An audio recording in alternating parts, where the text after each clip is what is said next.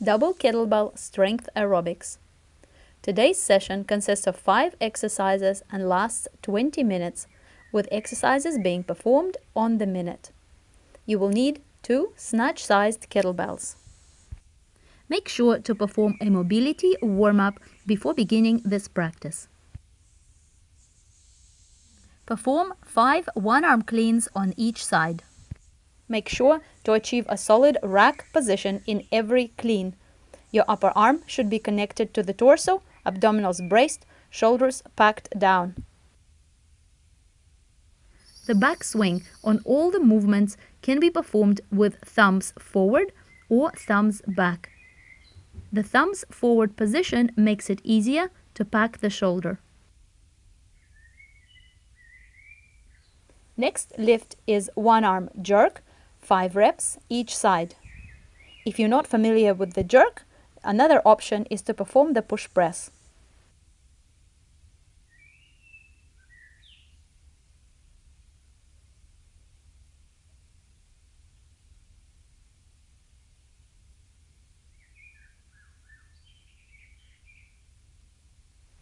One-arm jerk, 5 reps each side. Remember that the first dip in the jerk and the only dip in the push press are performed with vertical torso and upper arm connected to the ribs, which is essentially a moving rack. The second dip in the jerk should coincide with heels connecting with the ground and arm locking out. So those 3 things, the heel drive, the squat, and the lockout, should happen simultaneously.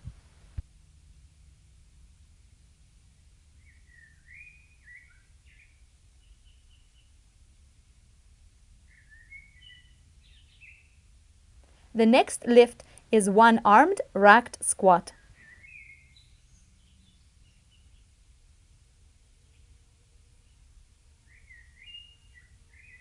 Our third lift is one-arm racked squat. Begin by cleaning the kettlebell into rack position. Squat for 3 to 5 reps on one side, swing switch, and repeat on the other side. The rack position at the top of the squat should be identical to the rack in the clean and in the jerk. Keep your knees in line with the toes, back straight, torso as vertical as possible, and heels flat on the ground.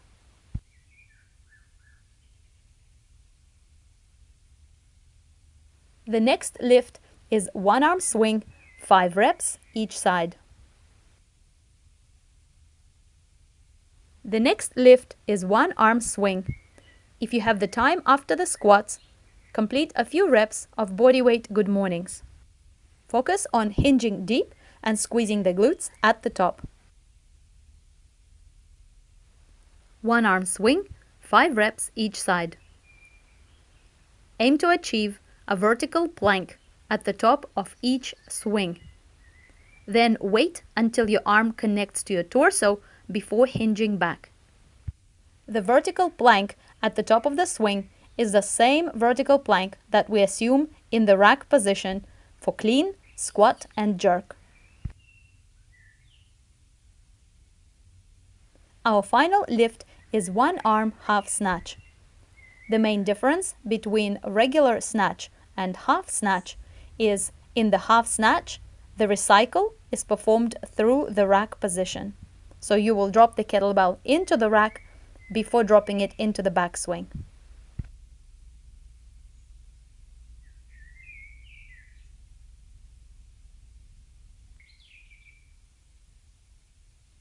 Our final movement is one-arm half snatch.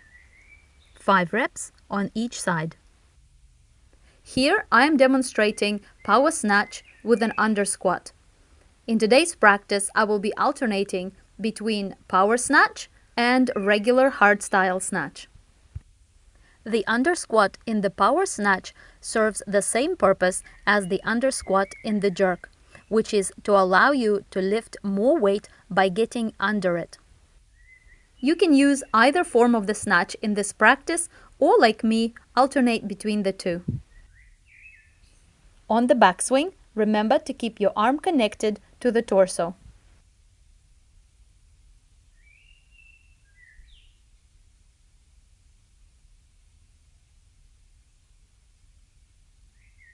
Coming up in 10 seconds is part 2, where we practice all these 5 movements with double kettlebells. First lift is double clean, 5 reps. Remember to pack your shoulders before you pick up the kettlebells. Achieve a vertical plank before the kettlebells land in the rack. Keep the kettlebells flying close to the body, both on the way up and on the way down.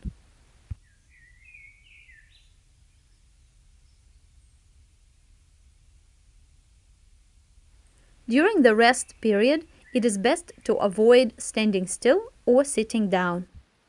Move around gently, perform fast and loose drills, practice the movement with body weight, keep your muscles and joints warm.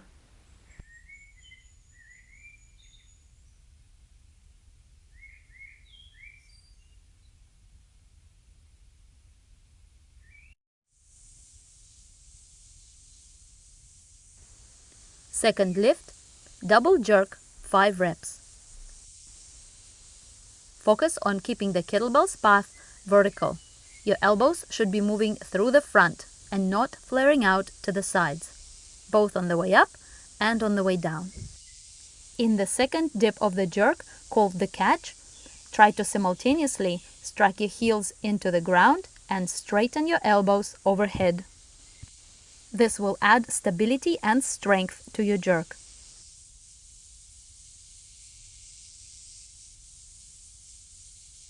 If you have time after your jerks, open your hips by performing a few seconds of the prying squat or completing a few reps of the frog blossom. The frog blossom activates the thoracic region or the mid-back, which helps you keep your chest up when you're performing front squats. Our third lift is double front squat, 5 reps. This lift is all about intra-abdominal pressure. Brace your midsection hard throughout the movement, especially at the bottom of the squat. Actively extend your thoracic spine to combat the pull of the kettlebells forward.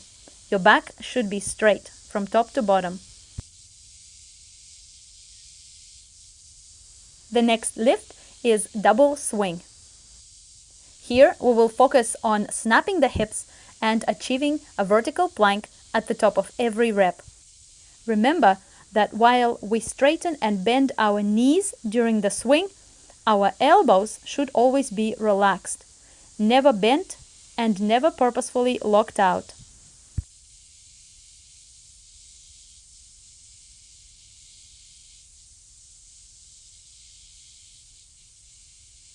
Our fourth lift is the double swing, 5 to 10 reps. Achieve vertical plank at the top of every swing. Relax your elbows. Wait for the arms to connect to the body before hinging into the backswing.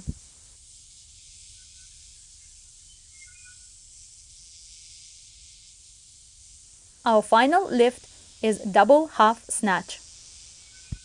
The swing is the bottom half of the snatch. So during the snatch, we will focus on achieving a vertical plank before we lock the kettlebells out overhead.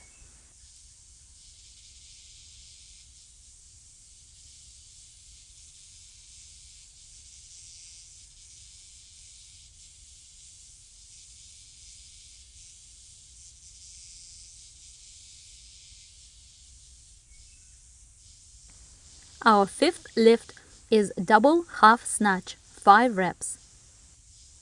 You can use regular hardstyle snatch or power snatch with an under squat. Remember to rack the kettlebells on the way down before recycling the snatch. This is done for lower back safety. To avoid the kettlebells smacking you on the forearms, they must be flipped over before the arms are vertical. For more on that, check out the Punch the Clock drill on the Kettlebell Dojo channel.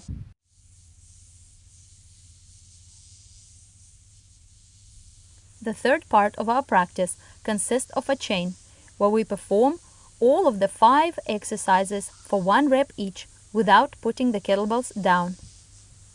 We will complete 1 set of the chain every minute on the minute for 10 minutes.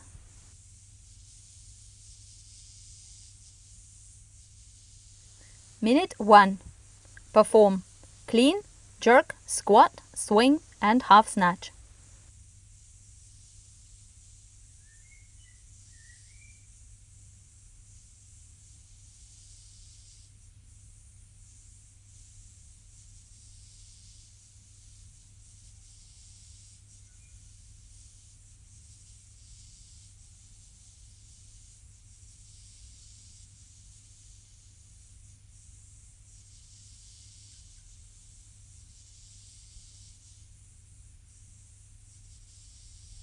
To make this practice more effective, try to perform each movement to the best of your ability without rushing.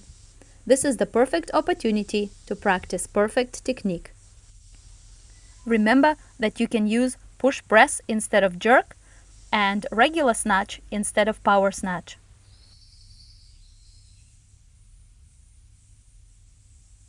3, 2, 1, lift. Clean, jerk, squat, swing, snatch.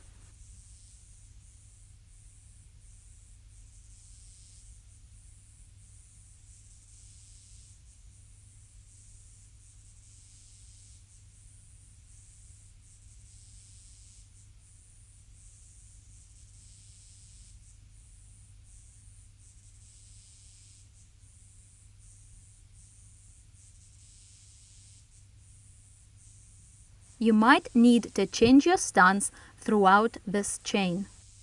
The squat often requires a slightly narrower stance and, depending on your mobility, a foot turnout. The double clean, swing, and snatch require a slightly wider stance and the feet that are more parallel rather than turned out. 3, 2, 1, lift.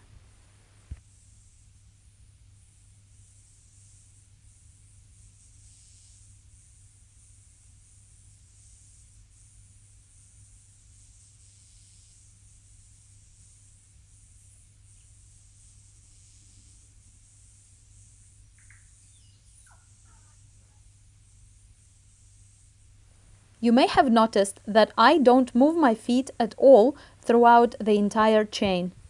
That is because I set my feet relatively narrow just to pass 2 kettlebells between the legs, and then I have enough hip mobility to squat with my feet relatively wide and still have the knees pointing in line with the toes. You can do the same if you're able to maintain technique standards. Otherwise, it is best to adjust your foot position.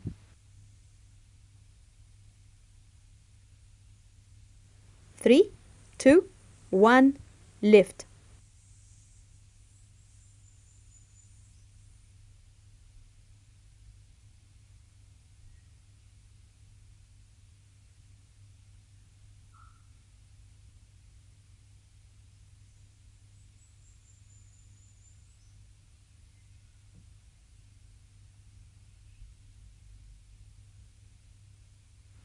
To keep your shoulders healthy, focus on maintaining a long neck.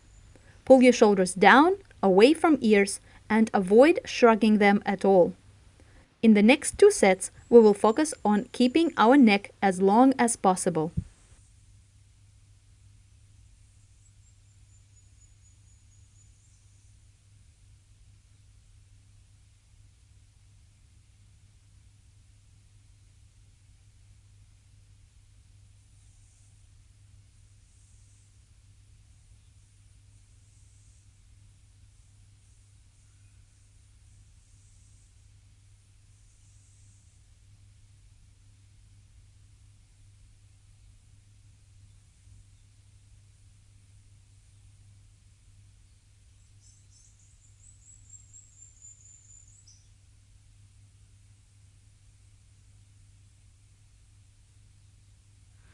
When doing 1 rep of this chain per minute becomes too easy, you can add another rep.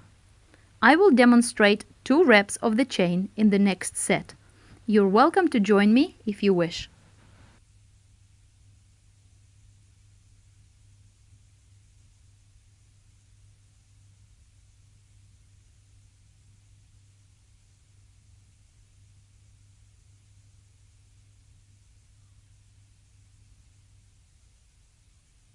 Three, two, one, lift.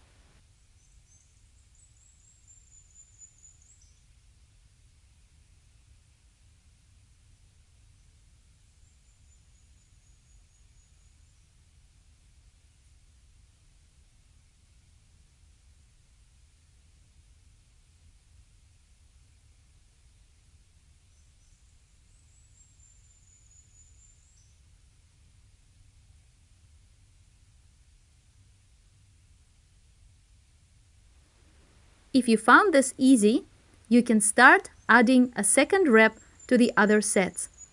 Once you can complete the entire practice with 2 reps per minute and it feels comfortable, you can increase the size of your kettlebells.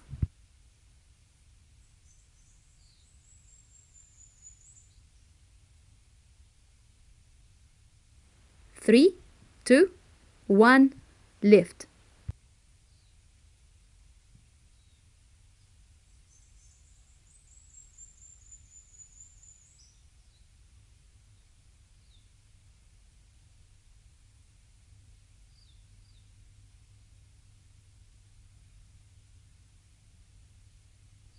In addition to keeping your neck long, you want to keep your arms short. This means pulling your shoulders back and down into the sockets and keeping them there throughout the set. In the next 2 sets, we will focus on long neck and short arms.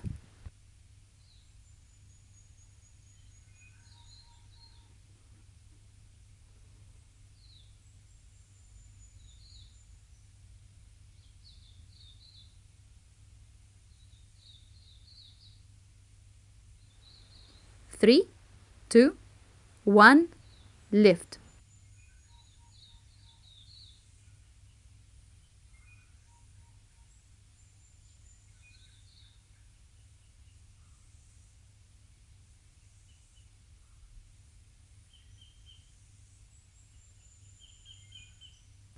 Speaking about short arms, this doesn't mean bent elbows. To have healthy elbows, it is imperative that you relax them during the backswing. Keeping your elbows bent in the backswing can cause serious damage to your tendons. It is also crucial to attach the arms to the torso before hinging into backswing. So, shorten your arms at the shoulder, not at the elbow. Keep your elbows relaxed. This is the focus of the next set.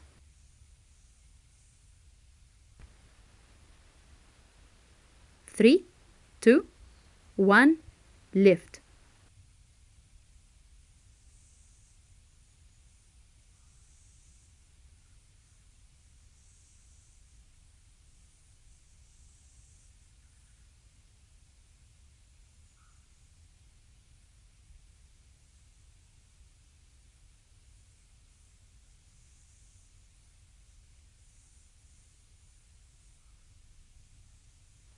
If after training you experience headache or neck tension, then you probably need to focus on keeping your neck long and your shoulders packed, using your hips more. If you experience elbow pain, then you need to focus on relaxing your elbows in the backswing and attaching your arms to your torso before you hinge your hips. Last round coming up. 3, 2, 1, lift.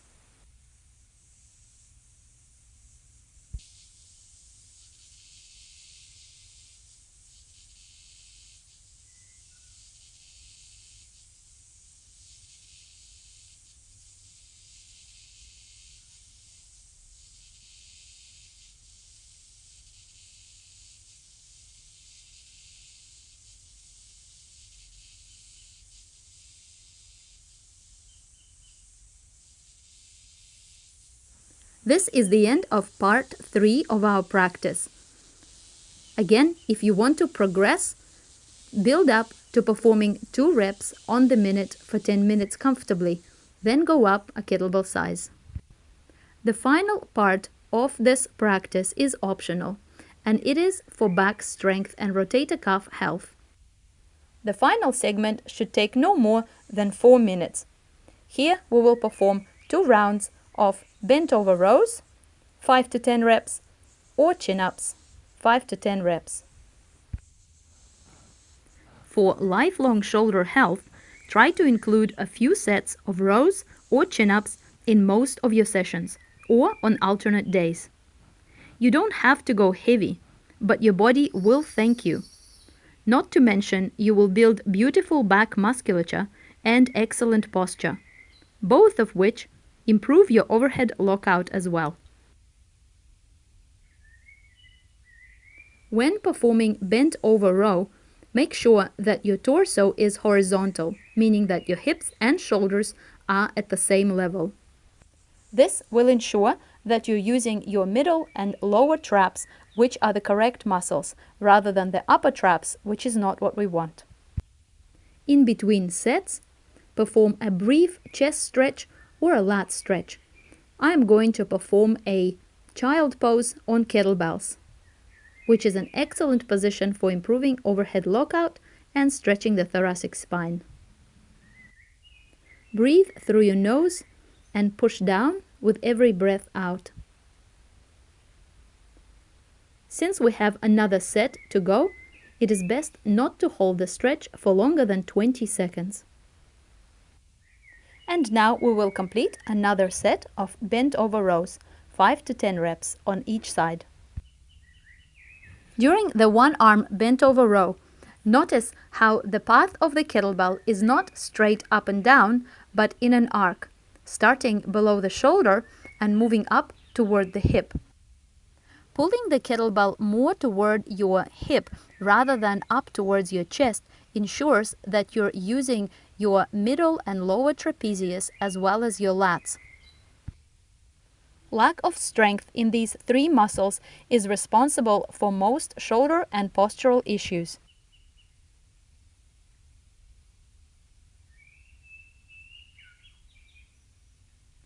We have come to the end of our practice.